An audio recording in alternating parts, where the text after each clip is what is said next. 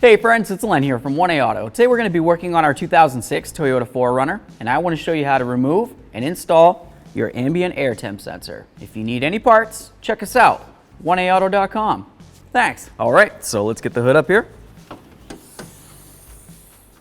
Awesome. We can see our ambient air temp sensor. It's located right here. You've got the wiring harness that goes into it. Should have a little push tab right there.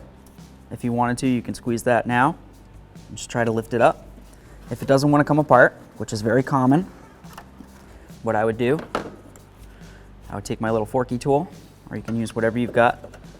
Just get right in between here and pull out this clip. Now you can get a much better grip on this. Just going to give this a little squeeze.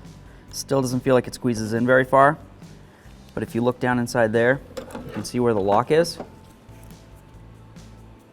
When I push that down, it should want to come unlocked, so I'm just going to grab that with my flat screwdriver and give this a tug. This right here is your ambient air temp sensor, and then of course the clip. The clip itself just has a little lock here, and then this should slide out this way. Let's see if I can get it. Now, of course this one doesn't want to come off very easy, but this right here, the black part, is the sensor. If you were replacing it, you would just take this clip off by squeezing that lock right there, and then it should come right off. All right, slide your new one on. Take your ambient air temp sensor.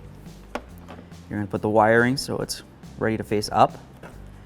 Check the original harness. Make sure you don't see any funny colors in there. Rust or anything besides metal is no good, so you'd want to either clean this out or you can just replace it.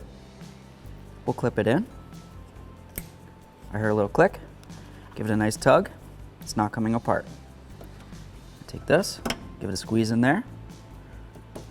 Grab our tools, close the hood, down the road you go.